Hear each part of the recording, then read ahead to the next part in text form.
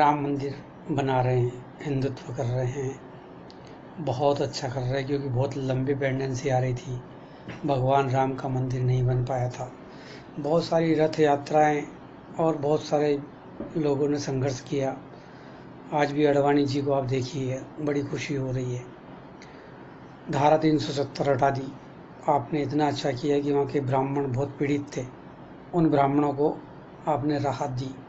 अब कम से कम कोई भी व्यक्ति जाकर वहाँ बसेगा, युवा आतंकवादी नहीं बनेंगे, युवा कम से कम रोजगार से लग जाएंगे, उनकी भावनाएं बदलेगी, देश के प्रति उनमें जागरूकता आएगी। ऐसे आपने जो 3 तलाक का किया, उसके लिए भी महिलाओं का शुक्रगुजार है आपकी। लेकिन आप जो 2-3 काम कर रहे हैं, उससे सब आहट है। आहट तो है ही, साथ में दुखी भी है।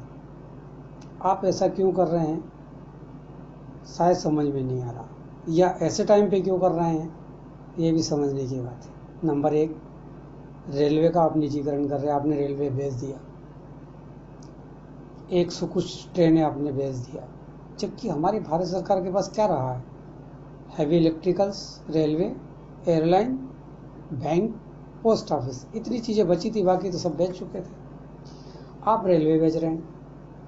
इसके बाद में अभी हमने समाचार में देखा, पेपर्स में भी देखा कि आप अब बैंकों को निजी, मतलब बैंक बेच रहे हैं। बैंक बचा कितना है आपके पास? अधिकतर तो प्राइवेट सेक्टर आ गया है, और ये थोड़ी बहुत जो बची ये भी आप बेच देंगे। गरीबों को लोन देगा कौन? स्वरोजगार होगा कैसे?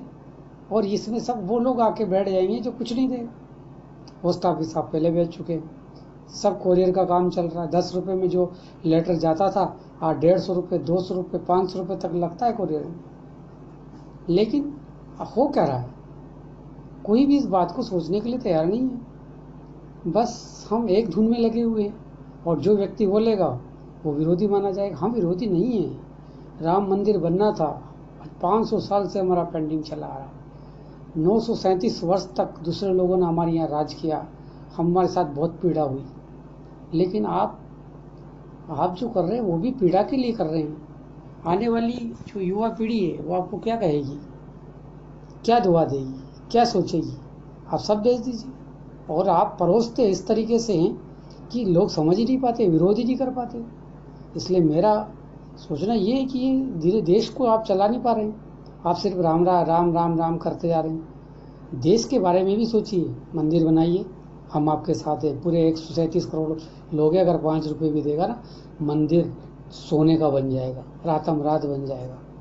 लेकिन उस व्यक्ति को रोजगार देना आपकी जिम्मेदारी है। बैंक का निजीकरण करके तो आप सत्यानाश कर दे रहे हैं, सत्यानाश कर दे रहे हैं सारी चीज़ों को लेकर के। ऐसे तो रेलवे गरीब लोगों के लिए रेलवे ही तो बचा था।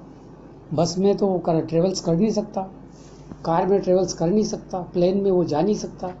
ले देकर ट्रेन थी, कभी बेचारा बिना टिकट के भी जा सकता था, जनरल में जा सकता था। आप उसका निजीकरण कर रहे हैं। अब आप बैंक का कर रहे हैं। अरे बैंक में आदमी कभी डिफॉल्टर हो जाता था तो बैंक, गवर्नमेंट शासन थोड़ा सा रियायत देती थी। प्राइवेट वाले तो इतना तेल निकाल देंगे कि वो आपको आत्महत्या करने के अलावा कोई रास्ता ही नहीं है। कोरोना से ज़्यादा लोग वैसे मर जाएंगे, आत्महत्याएं कर लेंगे। क्या कोरोना से लोग मरे हैं? लोग तो उससे ज़्यादा मरे। आज एनपीए आप नहीं झेल पाए, कैसे झेल पाते? आज भी लोगों ने पुराने हज़ारों करोड़ों नोट नदियों में फेंके हैं, जलाए हैं, तापे हैं। अगर आप उसके बारे में जनता को बोलते कि जितने एनपी उसके लिए डाल दीजिए, कोई नहीं पूछा जाएगा। लोग आपस में उधारीनामा करके, बैंक का 1 रुपया एनपीए नहीं होता, और ना रोड पे नोट फेंके जाते, सारे एक एक नोट बैंक में जमा होता, और एनपीए से बच सकता था। क्या कहें, कहने के लिए तो बहुत सारा है, बाकी आप सबको सोचना है। क्योंकि आज की डेट में तो नीति के खिलाफ, सिस्टम के खिलाफ जो बोलेगा वो देशद्रोही माना जाएगा।